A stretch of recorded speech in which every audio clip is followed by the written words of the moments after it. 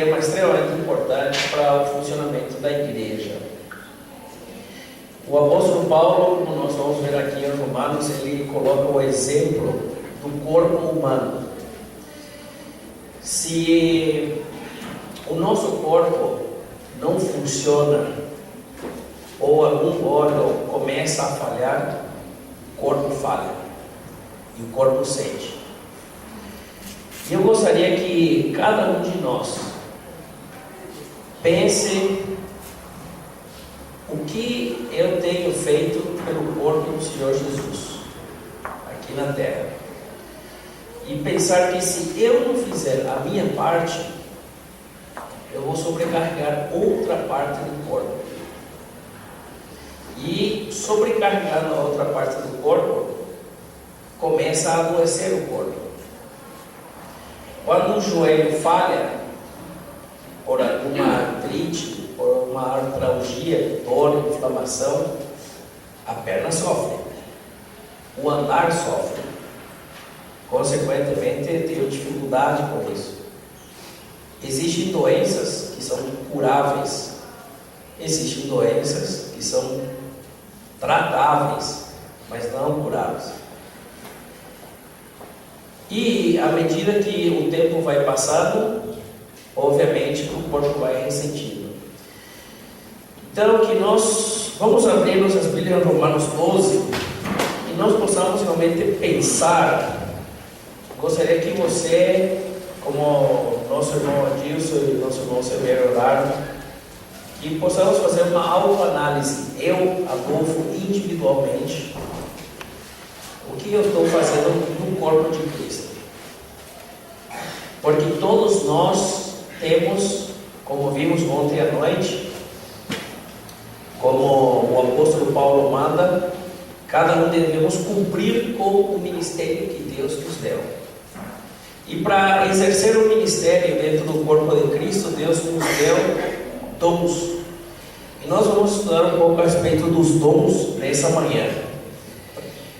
Romanos capítulo 12, e versículo 1 em diante, diz o seguinte: rogo-vos, pois, pela compaixão de Deus, que apresentei os vossos corpos em sacrifício vivo, santo e agradável a Deus, que é o vosso culto racional.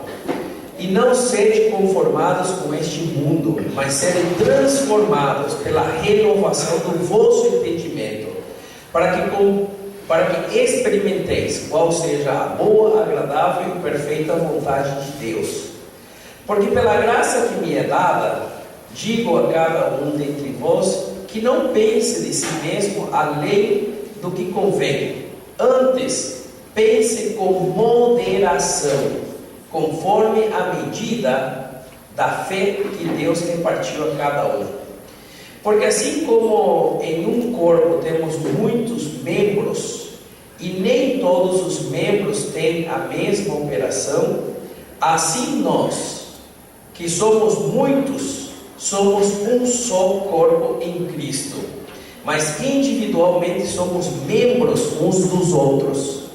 De modo que, tendo diferentes dons, segundo a graça que nos é dada, se é profecia, seja segundo a medida da fé.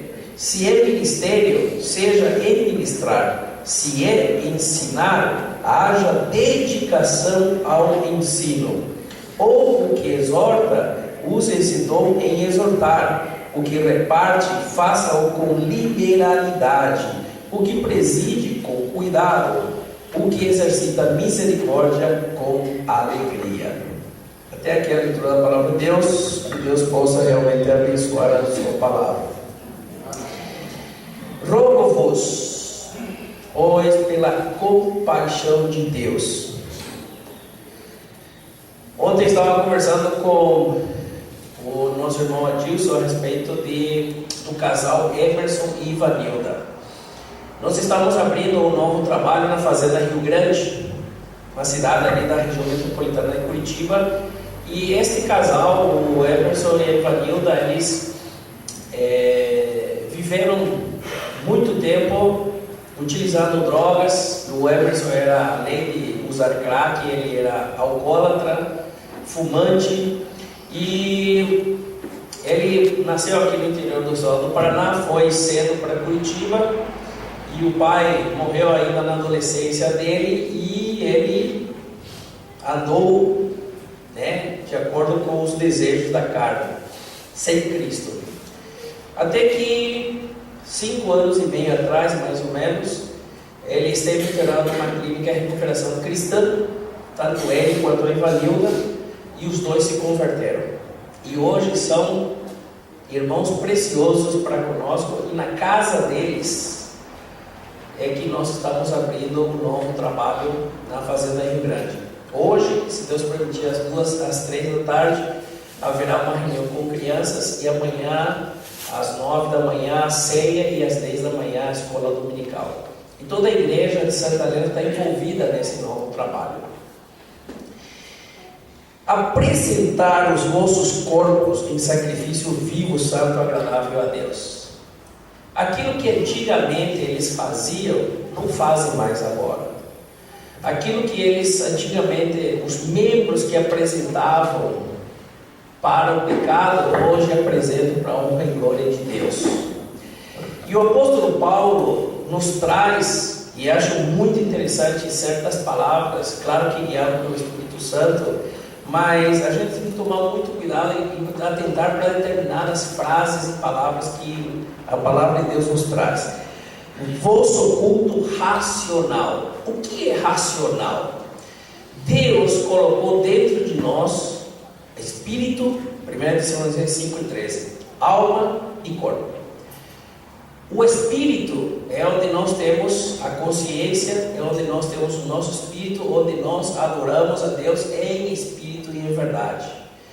Na alma é onde nós temos a nossa inteligência, o nosso raciocínio, é onde nós temos os nossos sentimentos, é onde a gente ouve, processa e decide. Porque é na mente onde nós temos a volição. Volição é vontade. Eu estou aqui porque eu disse, não, eu estarei aqui, claro que guiado por Deus, fala o meu espírito diz, não, Adolfo vá para a reunião, e o Adolfo vem para a reunião, eu decido. E é ali onde justamente nós devemos entender, compreender qual é o mandamento de Deus para mim, e fazer aquilo que a palavra de Deus me diz. A adoração, ela é em espírito e em verdade. Não é na base de sentimentos, e sim firme. Realmente, não, eu estou adorando a Deus, é uma coisa consciente, constante, e não um sobe e desce como um traçado de eletrocardiograma. Um dia estou bem, adorando a Deus, outro dia estou mal. Não é assim. A vida espiritual deve ser uma vida de constância. No versículo 2, coisa que nós sabemos, versículo 2 fala renovação do vosso entendimento. Uma das coisas que a gente tem batido bastante na tecla com o Emerson e Ivanilda é justamente para você tirar aquilo que carregamos de pecado e de pensamentos da nossa vida antiga, ela só vai saindo e tomando espaço a palavra de Deus à medida que nós vamos colocando dentro da nossa mente a palavra de Deus. Caso contrário, não vamos fazer renovação nenhuma. Por isso que o Salmo 119, ora, faça referência ao jovem, versículo 9, 10 e 11, com quem limpará o jovem seu caminho? Com guardar a tua palavra. Guardei a tua palavra no meu coração, na minha mente, decorar, memorizar. Quanto mais leio, mais encho a minha mente da palavra de Deus, e aqueles pensamentos, eles vão saindo e vão renovando o meu entendimento.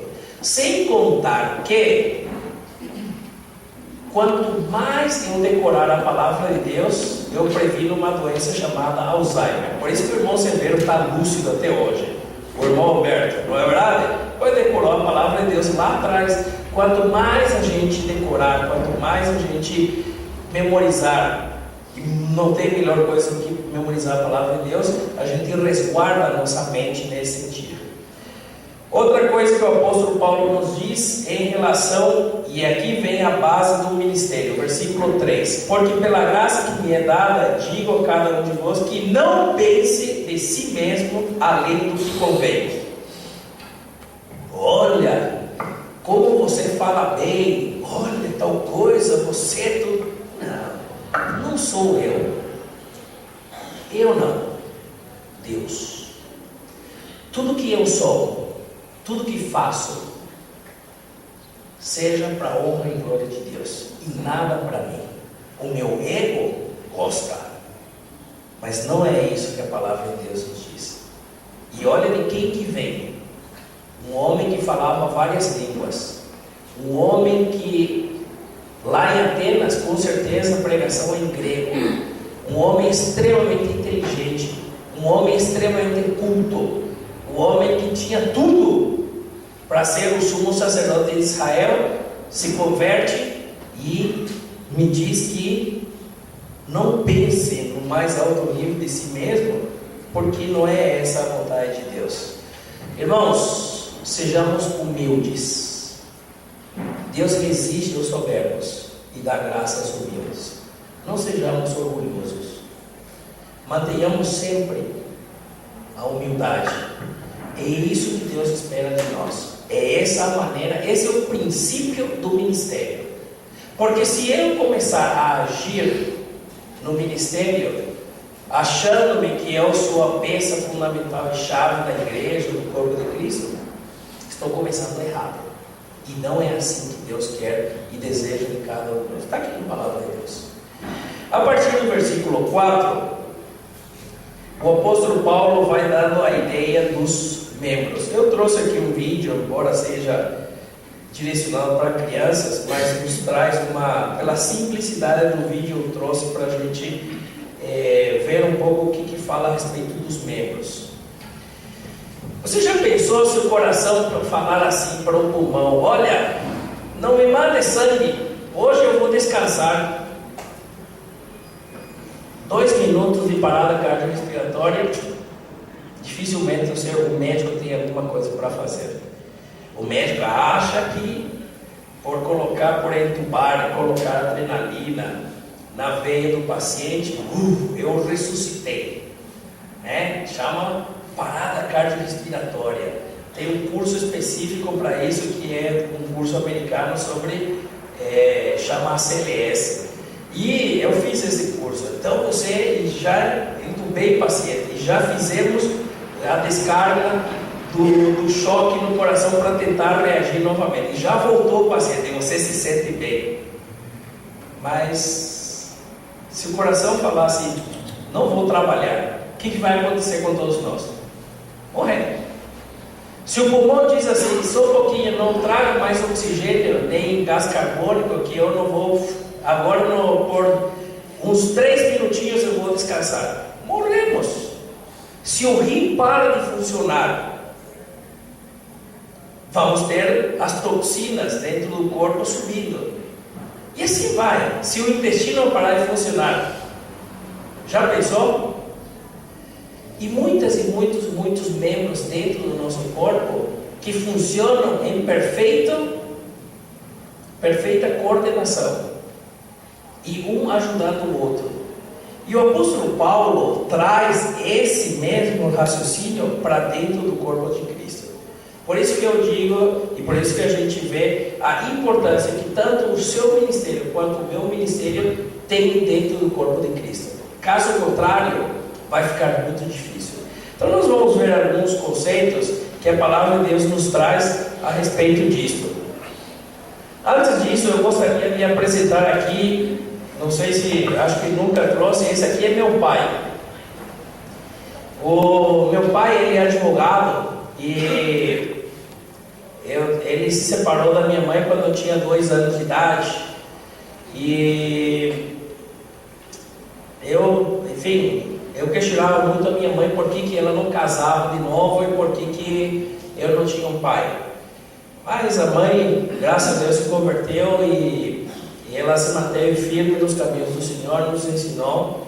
E em janeiro desse ano a gente foi lá para falar para ele que nós perdoávamos que eu não tinha nada, né? Pelo contrário, que nós estávamos orando por ele, pela salvação dele. Essa aqui é a minha família, a Natália, o Gabriel e o Felipe. Esse aqui é meu irmão, minha cunhada, os filhos dele e o pai. Nós fomos lá e estivemos orando com ele. E ele sabe que a gente está orando por ele. Peço para que vocês também lembrem a oração da salvação dele. O nome dele é fácil, é Adolfo. Eu sou Adolfo, filho, ele é Adolfo, pai. Então peço para que vocês orem por ele. Bom, o apóstolo João fala: não creiais em todo espírito, mas provai se os Espíritos são de Deus, porque já muitos falsos profetas têm levantado no mundo. E isso principalmente falando e desviando conceitos da palavra de Deus, que nós vamos ver mais lá na frente. Dom espiritual é a capacidade especial que o Espírito Santo dá a cada membro do corpo, visando a edificação da igreja. Então, o objetivo dos dons dentro da igreja é justamente para a edificação do corpo do Senhor Jesus Cristo. Quem que tem dom? Cada um tem um dom. Todo aquele que é nascido de Deus, um cristão verdadeiro, e caso você não saiba, é através da palavra de Deus que nós vamos descobrir. Mas é fundamental que você saiba quais são os dons que Deus deu para você usar dentro do corpo de Cristo. O dom é dado por Deus, não é dado por presbítero, não é porque eu quero tal dom, não. Deus dá e reparte cada um segundo seja a vontade dele. Não é o cristão que escolhe o dom que vai ter, o dom é dado por Deus segundo a vontade dele. Cada um de nós somos complementos uns dos outros, somos um corpo, e o corpo é composto por diversos membros, formando assim um organismo que funciona de forma organizada, ajudando-se mutuamente. O objetivo é a edificação. E na Bíblia, a posição do dom está sempre ligada ao corpo de Cristo e sua edificação. Agora eu gostaria de passar aquele vídeo que eu falei para vocês.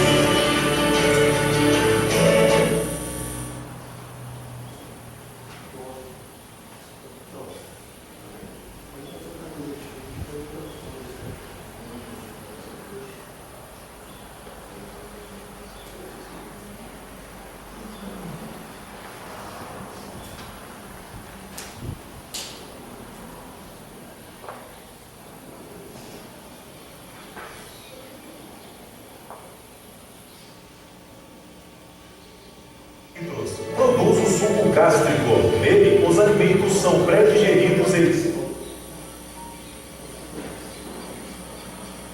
esterilizados, a fim de seguirem para o intestino, onde são absorvidos.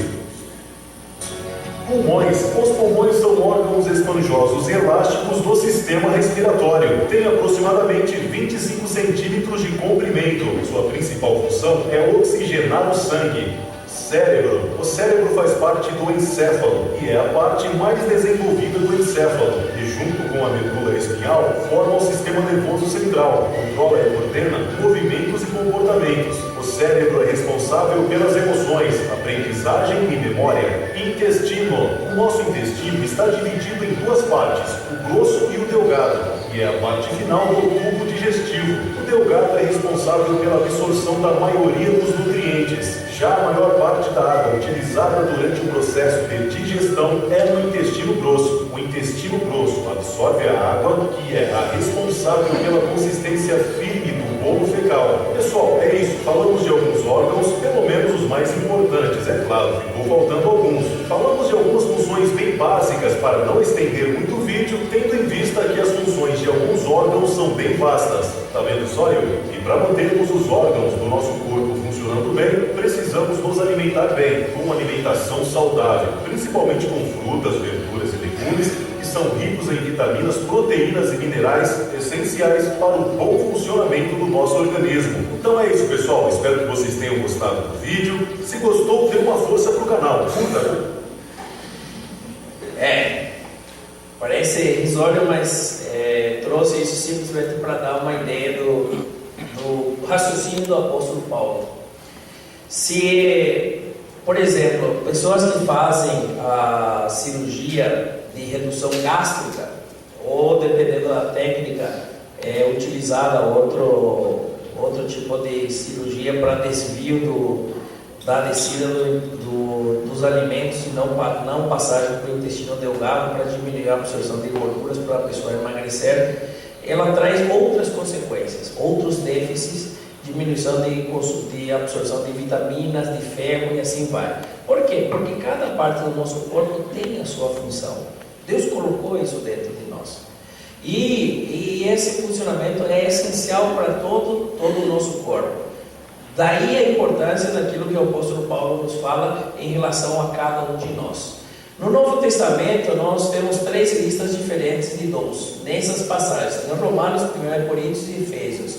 Os dons listados em Romanos são os dons básicos, sem os quais a igreja dificilmente poderia progredir espiritualmente. São o que poderíamos chamar de dons funcionais. Os dons de Efésios são dons interligados ao de Romanos. E ali o apóstolo Paulo, aqui nós vemos uma lista, eu gostaria de verificar uma por uma. Dom de profecia, do grego, significa expor publicamente a palavra de Deus. No Antigo Testamento, o profeta recebia a palavra diretamente de Deus e transmitia. Hoje ele nos fala através da Bíblia e dota a alguns com o dom de transmitir fielmente a sua palavra. Aqui se refere ao dom de pregar de modo que a audiência sinta-se tocada por ter exposta a palavra, à luz da palavra das suas consciências. Aqui um fato interessante, porque hoje em dia nós vemos que, e sabemos muito bem, em Apocalipse capítulo 22, a profecia se fechou ali, não tem mais profecias, né? Nós estamos fazendo um estudo bíblico com alguns casais, e um deles vem de uma determinada denominação pentecostal, e quando nós vimos justamente na primeira lição da Bíblia que a profecia foi fechada, Apocalipse 22, causou certo choque. Por quê? Como? Não tem mais profecia? Não, hoje em dia não tem mais. Não tem mais revelação. A revelação foi fechada em Apocalipse capítulo 22 e pronto. Então esse é um ponto fundamental que aqui justamente nesse segundo parágrafo nos traz. A pessoa que traz, que tem esse dom de profecia, expõe justamente aquilo que Deus tocou no coração dele, e isso repassa para os outros irmãos dentro do corpo, seja no púlpito, ou seja num estudo bíblico nas casas, onde for, e deixa a exposição da palavra de Deus bem clara e que chegue às consciências dessas pessoas. O dom de ministério, serviço, a palavra grega utilizada aqui é diaconia e é indicado para um serviço prestado a outras pessoas. é um dom que capacita o cristão a ver as necessidades dos outros. A pessoa demonstra um profundo interesse em ajudar os outros, criando formas práticas para que o socorro chegue ao necessitado. Então a pessoa vê, não, o irmão fulano está realmente precisando de tal coisa, e ele vai e não só fica na visão, no ver, senão que ele age e vai e ajuda a pessoa naquela necessidade específica. Eu acho que o Adonias está precisando de uma namorada, então vamos orar pelo Adonias para que Deus dê uma namorada para ele. Não, nem ainda não? Então tá bom. Mas você vê a necessidade, enxerga e age nesse sentido para ajudar a pessoa em relação à necessidade que ela tem. Dom de ensino. Aqueles que têm este dom conseguem tornar clara aos ouvintes uma verdade bíblica. Tal pessoa gosta de pesquisar a verdade através do estudo da Bíblia, comparando a Escritura com a Escritura e explorando os fatos importantes do texto, a fim de que a verdade nela contida seja apresentada o mais claramente possível. Mestre é a capacidade de explicar as verdades profundas das Escrituras de forma a torná-las fáceis de entender e serem aplicadas na vida do cristão. Então, esse irmão, essa irmã, enfim, porque pode ter também a irmã e instruir outras irmãs nesse sentido, mas essa pessoa, ela tem essa clareza, ela vai, estuda na palavra de Deus, se cerca de outros materiais que possam ajudar, que possam dar a entender, explicar melhor aquele texto, e depois de estudar isso repassa às outras pessoas para que esses outros irmãos também possam captar e aproveitar o melhor daquele tema ou daquele texto bíblico. Pense só, a Bíblia foi escrita em 3 línguas diferentes, num período de 1500 anos, em locais diferentes e culturas diferentes. Não é simplesmente o fato de abrir a Bíblia para a gente entender completamente o que essa passagem está querendo nos dizer.